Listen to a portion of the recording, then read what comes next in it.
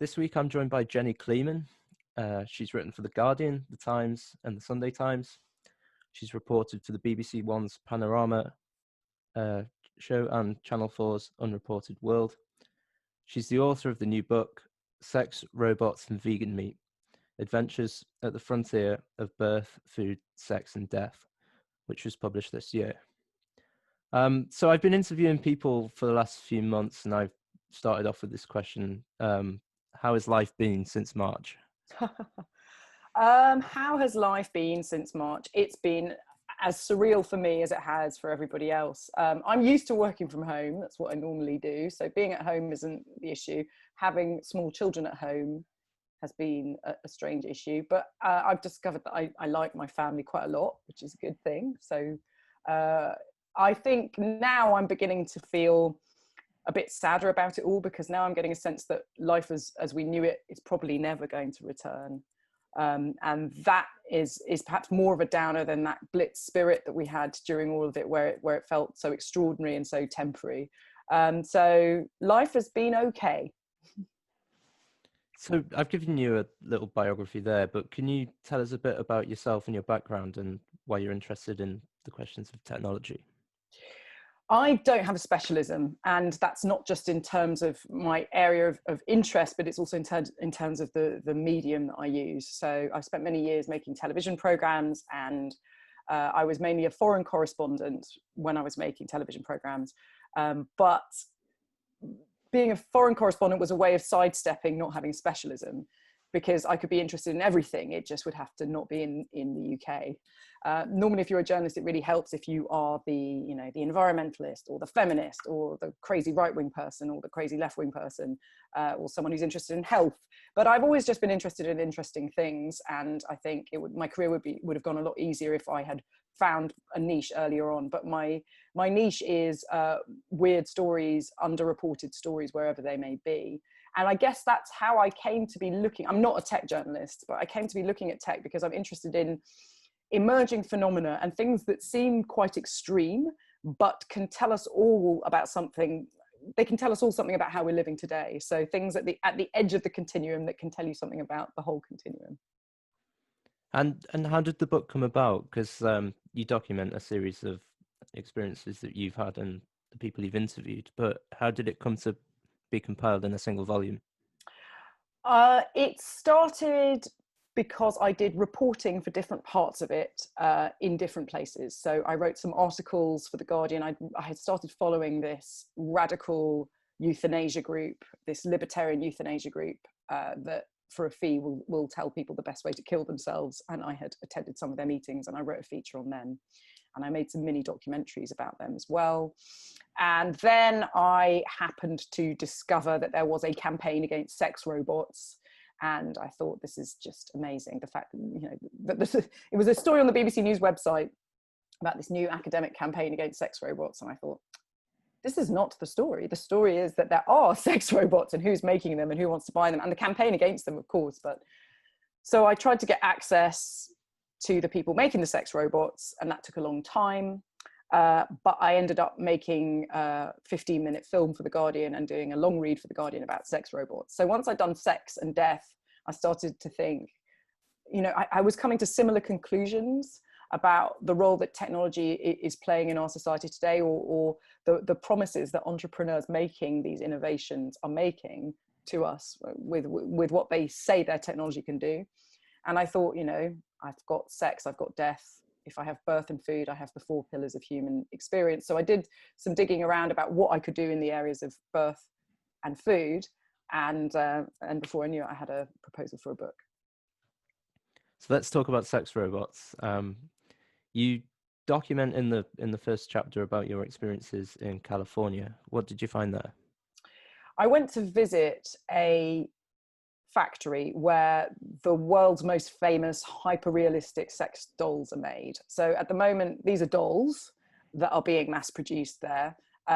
They are incredibly lifelike, although they're realistic, but they don't really look like real people. They're kind of cartoons of what women look like. They're kind of surgically enhanced porn stars, but they are very realistic, very customizable. You can specify where you want each individual freckle on the body.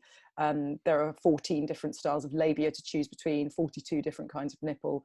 And the idea is you can create your perfect partner in physical form using this sort of silicone effigy. And what they're doing is they're putting into these sex dolls. So sex dolls have always been around, and they're a fetish and a niche, very much a minority pursuit. But they are putting animatronics and artificial intelligence into these robots. So as well as customizing the way they look, you can customize their personality and make them exactly how you want them to be. So you will have a very realistic substitute partner that you can have a relationship with. So it's not just about the sex, it's about the chat.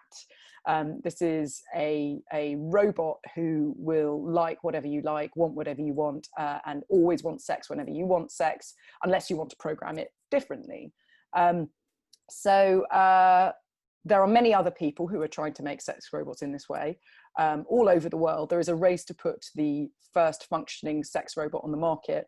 A large part of my reporting was debunking the myths around these robots, because they're not what you imagine them to be. We're so used to them as a kind of a trope of science fiction that you imagine that it's going to be this perfect lifelike form that walks up to your front door and self-delivers, and that is not the stage that we're at with development. But very soon it will be possible to have a relationship with a partner who exists just for you, just to please you. And that's the kind of premise of that part of the book. What will the world be like when it's possible to have a relationship where only one half of the partnership matters? And what do you see as the long-term pernicious effects of that? There are many long-term pernicious effects for that. First of all, maybe we should start with what the positive effects of this technology are, because people say, certainly the people making them say, that they're making them for bereaved people, socially awkward people, people for whom it would not be possible to have a relationship otherwise, that they're providing the illusion of companionship to those people. But I would say what those people really need is human contact. And this is going to further isolate them. This is going to keep them more in their homes. There are some very coherent feminist arguments against these sex robots, which I agree with. There is a campaign against sex robots, which is a Marxist feminist campaign against sex robots. That looks at the creation of of women without free will. What will happen if you can have a being that you can enact rape fantasies on? This will further objectify women because they're being reduced to, the basic elements of their existence. And those kinds of things I really agree with. I agree with those feminist arguments. But for me, the bigger concern is a broader concern. This is dangerous not just for women, but for men as well, because I think it has these beings will have the capacity to erode our empathy. That once it becomes possible to have a relationship with something that always wants whatever you want, that doesn't have in-laws and periods and complicated independent ambitions, human empathy will be harder work, because we might prefer to hang around and have a chat with one of those than to have a chat with a difficult human being. And throughout the book, I use the kind of iPhone as an example of a technology that nobody could have anticipated how much it would take over our lives, and how much we're all addicted to the dopamine hit of getting likes on our phone. I think the dopamine hit of having something that looks exactly how you want it to look, behaving exactly how you want it to behave, and always agreeing with you, it's the ultimate echo chamber in your own home. So I think there's kind of enormous potential for it to damage our ability to interact with other human beings. I think human beings will always have relationships with human beings. I don't think this is going to be the end of the world. But I think it might be a little bit more difficult once these machines come onto the market. And you launch into a very interesting discussion about the sociology of this almost, and sex dolls are on the rise as there's a crisis of masculinity almost. So what can they tell us about masculinity today? I think that for some men, it is very disappointing that they are living in an age that their forefathers didn't have to deal with the fact that women were encouraged to have free choice over who they slept with and who they ended up marrying. We're living in a society where women are expected to go with what they desire. And that means that men no longer have the right to sex that they thought they had. When I was really old enough to actually know what was going on in the world, it was still legal for a man to rape his wife. That was not illegal in law. You know, these changes are all quite recent. And for some men, it's very inconvenient that women have free will and their rights are protected in law. And it means it denies a lot of men access to sex, because in the past, it would be, you know, they would be able to be in relationships with people who weren't really willing to stay with them if they behaved badly, for example. And I talk in the book about incel culture, because a lot of people have suggested that sex robots could be useful for involuntary celibate people, and that it would give these people the right to sex that they feel that they are owed. But I would say that the rise of sex robots is a symptom of the same problem, which is this feeling of entitlement. And actually, when we get over this idea that we're all entitled to uncomplicated relationships with whoever we want, and we learn to compromise a bit more, then I think we might all be a bit safer and happier. So let's move on to food. Those who are familiar with the environmental movement and climate change causes are more conscious of the dangers of eating meat for the planet. Can you just address some of those?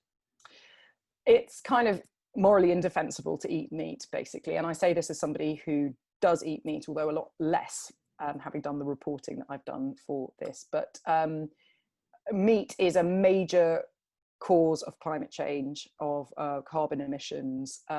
It leads to antibiotic resistance. The vast majority of all the antibiotics in the world are given to animals who aren't even sick, to encourage their growth and to allow them to be crammed together in inhumane conditions.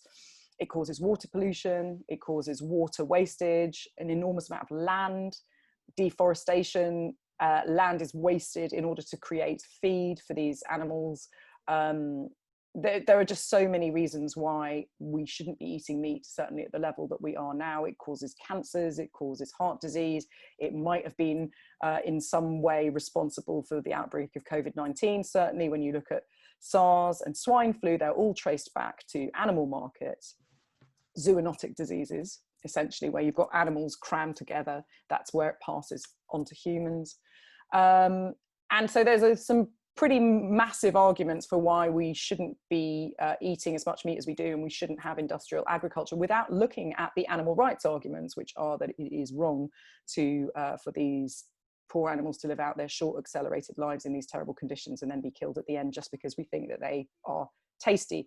So, but there is a kind of tacit acceptance in the animal rights movement that animal rights arguments have failed, and that you're not going to win people over by showing them videos of what happens in abattoirs. You'll win some people over, but not the carnivores who are like me and who know that that happens, but choose to kind of ignore it and carry on eating. They're able to buy their food in these de-animalized packages that don't look like anything like a cow or a chicken, so they can ignore where it comes from.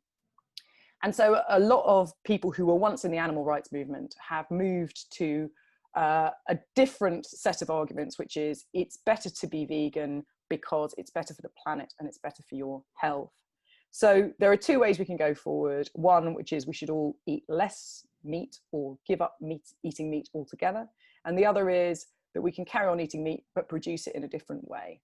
And so a certain subset of vegans have started growing meat in laboratories. And this is not Beyond Burgers and Impossible Burgers, which are plant-based, a kind of mimic of meat. This is real meat, which is cloned. You get a biopsy from an animal, you grow it in a medium, it multiplies, it grows, and there you have it. You're able to make a burger without any animal dying. And what do you see as the long-term dangers and limitations of clean meat, lab-produced meat? This was a tricky one for me because I started off doing it thinking, you know, this is very interesting and there must be some dodgy stuff behind it. And I had heard that there was the medium in which the meat is grown.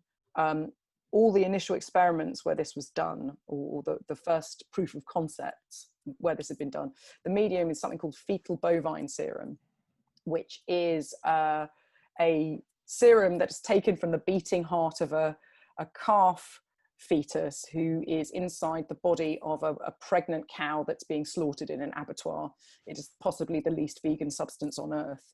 And so that interested me at first. I'm like, oh my God, it's being grown in this stuff. Pretty soon I realized that actually they are trying to make alternatives to fetal bovine serum.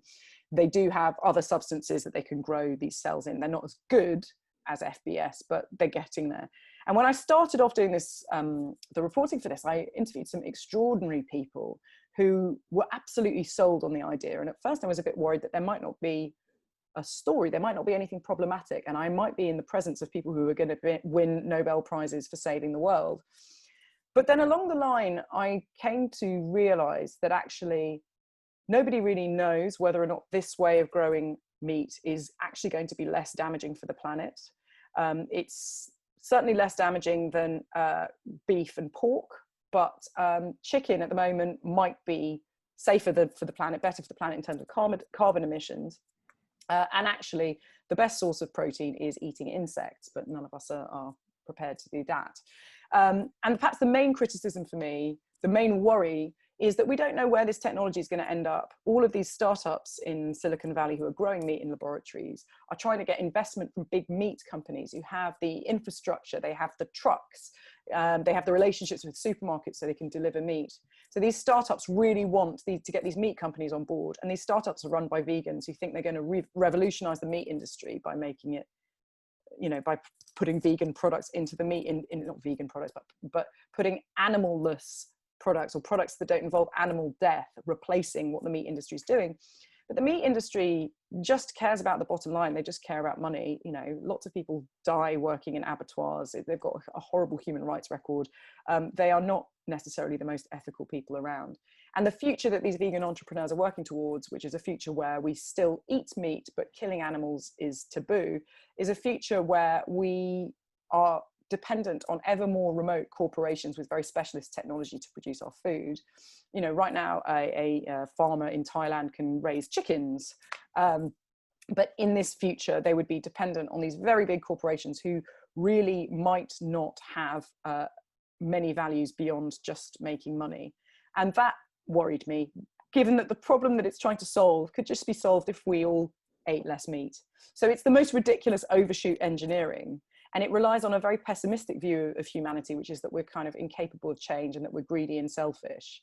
And actually, I don't buy that. I think if you could get people to eat meat once a week or not at all, you wouldn't need to go to these ridiculous lengths to grow it in a different way. So let's move on to birth. Can you tell us a bit about artificial wombs? There are artificial wombs that are being grown at the moment in order to save very premature babies. So at the moment, if you have a baby, normal pregnancy is 40 weeks. If you have a baby around 23 or 24 weeks, that's the cusp of viability. More and more babies are being born and surviving at that time, at that level of gestation, but they have potentially very bad outcomes. The vast majority of them end up with lifelong disabilities, cerebral palsy, kidney problems, breathing problems, things they're going to live with for the rest of their lives. So part of the problem is that when a baby is born at that level of gestation, they're treated as a newborn and put in an incubator that helps them breathe, for example. And there are researchers who have developed these artificial wombs, the most high profile of which is called a biobag, which allow the process of gestation to continue. So instead of treating a baby like a newborn, they treat it like a fetus, and it allows the process of gestation to continue. They've done experiments in lambs where they've taken lambs in the middle of a normal sheep pregnancy period of gestation, and they birth these lambs by cesarean section. They put these lambs in these like basically Ziploc bags filled with amniotic fluid, man-made synthetic amniotic fluid. They plug into the umbilical cord a series of tubes that oxygenate the blood and remove waste products. And they replace the placenta and the amniotic sac that way. And so it's an artificial womb. And they managed to grow lambs in these devices for several weeks. And these lambs emerged no different from lambs that had grown inside the uteruses of pregnant sheep. So the thinking is that at some point we will get better at extending the lives of embryos conceived through IVF. At the moment, there is a an ethical limit on how long you can keep babies that have been conceived through IVF, but it is just a convention that some countries sign up to and not all of them do. And so at some point we will be able to grow babies from gestation, from conception, for a longer period, and we'll be able to save babies, premature babies' lives earlier and earlier and earlier. At some point these 2 points will meet, and then it will become possible to replace pregnancy for men and women to be completely equal in reproduction. They just both provide the gametes, the cells you need to get things started, put them in an artificial womb, and grow your baby outside the body. Okay, we'll move from birth to death. Chapter 13 is called DIY death. Can you tell us about that? In countries where assisted suicide is not legal, there is a demand for people to be able to take control of their own death. And I had that's far too grand a word. I had managed to get access to these radical euthanasia groups. They say that they are advocates of rational suicide. And what they want is to give their members the advice, the information, and in some cases, the means to take their own lives painlessly at a time of their choosing without any doctor being present. So even in countries where assisted suicide is legal or assisted dying is legal, it's still a doctor that administers the drugs that kill you. These people want everyone to be in charge of their own deaths and not need a doctor's rubber stamp to deliver it. And these organizations have been going for a long time, but there have always been problems with the solutions that they come up with of how to take your own life. They've always been imperfect. And the latest development is have been machines which allow people to take their own lives by pressing buttons or doing different things that would mean that whoever designed the machine couldn't be held responsible because they didn't press the button. And the latest development is a 3D printed euthanasia capsule where you get the plans for this thing, you go and print it out, you buy a completely legal substance that you pour into the base, and then you lie inside it and you die painlessly and peacefully, supposedly. And so that is something where really the people who designed the machine arguably couldn't be held responsible because they weren't the instigators of your death. If you found the plans and printed out the machine and climbed inside it, it's entirely your choice.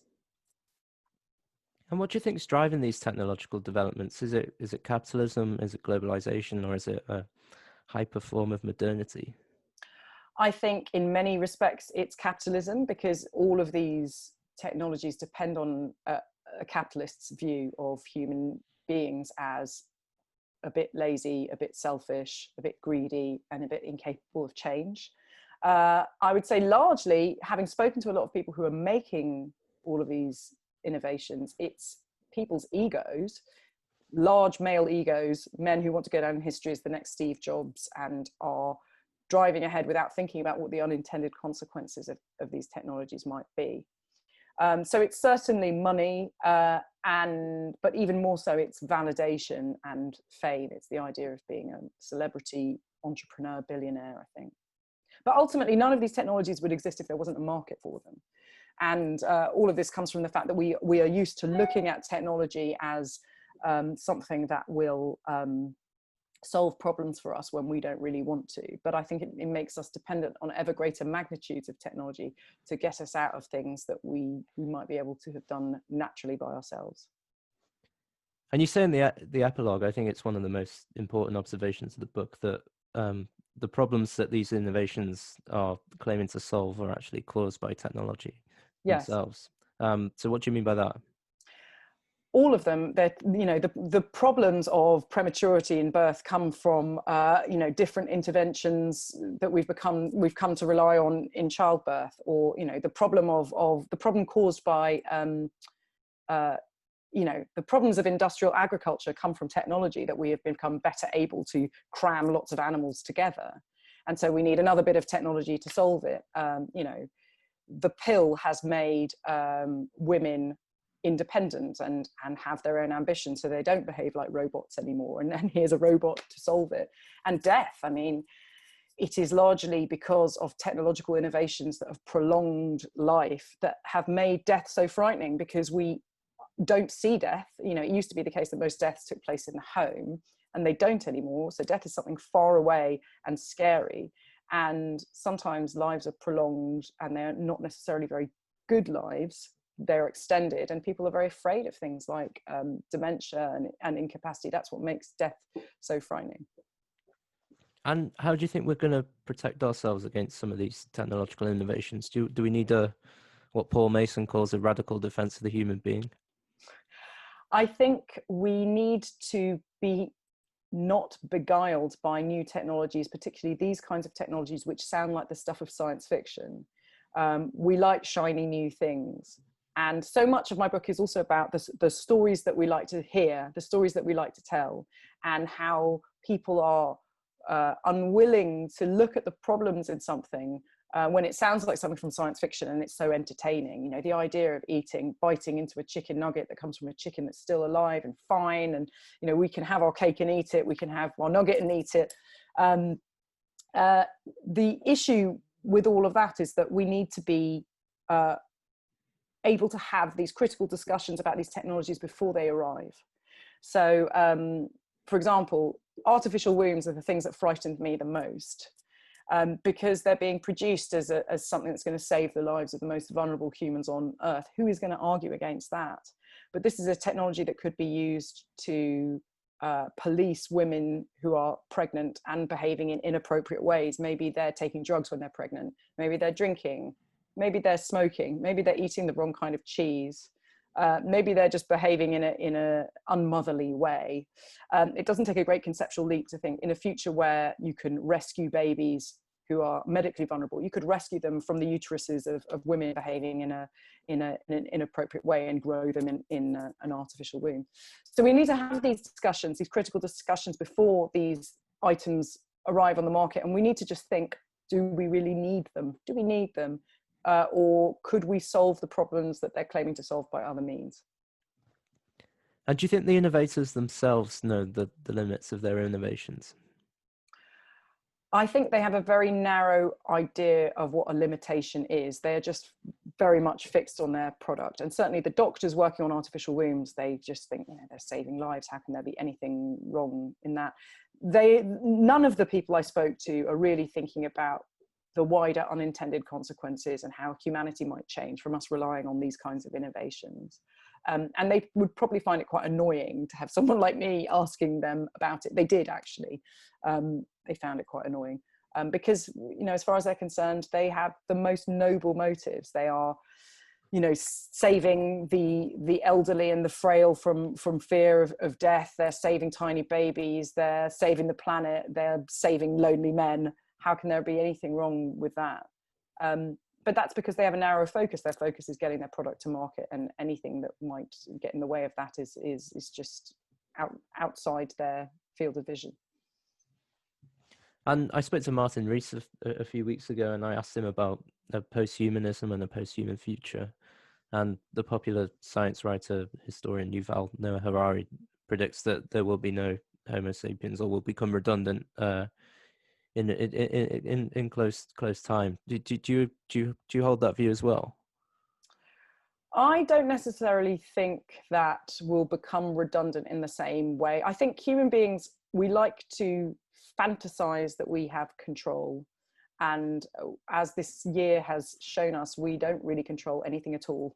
And that's what all of these technologies are. They're our desperate pursuit of control over the uncontrollable elements that make us human. And I think if human beings do become redundant, I don't think that it's because there'll be a post-human future of machines or artificial intelligences. I think it's because there'll be a pandemic or a meteor or something completely unforeseen, because we don't control everything, sadly. So no, I don't necessarily buy that. But the one thing that I've really learned as somebody who does a lot of commentating, I've done political commentating over the past few years quite a lot, is you're a mug if you make any predictions about the future. Nobody knows what's going to be happening next year, let alone in 20, 30, 40 years time, or in centuries time. So the true answer is I have absolutely no idea, but I think we're more likely to be wiped out by something rather than superseded by something that we've created. So do you think we need more realism? Do you think we need to accept that some things just can't be solved? I think we need to accept more compromise, and we need to accept that we can't control everything, and that actually part of the human experience is living with doubt and uncertainty, and that it's okay to not be in control of everything. And that's one thing that I think we've learnt from the pandemic. I mean, the pandemic is a good example of all of these technologies. They ultimately are about distancing ourselves from our humanity and from each other. And you can see a market for sex robots going through the roof in a socially distanced world. It's the ultimate safe sex, really, particularly in the time of COVID. Same with meat grown in labs. You know, that's the answer to zoonotic diseases, you know, death, a controlled, peaceful death at the time of your choosing. Who wouldn't want that? But our response to COVID has shown that human beings are really capable of rapid, drastic change when we really need to, and also altruistic behavior. Staying at home, even though, you know, you as a young person are very unlikely to have very severe effects of COVID, doing it for other people, wearing a mask for other people, surprising amount of uptake for all of that. So I'd say the current year has shown us that actually we are better than we think we are, or rather than the capitalist view of what an individual is. And we can make the changes we need through changing our behavior if we're really prepared to. Okay, I'll finish with this one. What impact do you want your book to have? I know listeners haven't read the book, but if you want them to take away one thing from it, what would it be? Wow. That is a big question. I would want them to not be massively depressed by it, because I know it has some very dark things in it, because ultimately, if some of those inventions like sex robots and artificial wombs do come to the market, then women might become obsolete for some men. There might be no point in women, and that's pretty dark. But I would want readers to come away with the idea that we as human beings, we have agency, and our power comes from changing our behavior and harnessing our desires. And even in a capitalist world, we have the power to not want things, and that's where the real power lies, not in having fancy gadgets that allow us to do things that we think we need to do. So that's what I want to leave people with, is the idea that, you know, as humans, we use technology. Technology defines us as much as birth, food, sex, and death. But we have the power to not want to use it and to make change through other means, because we are social beings as well, and we can do incredible things if we decide to do them as a society.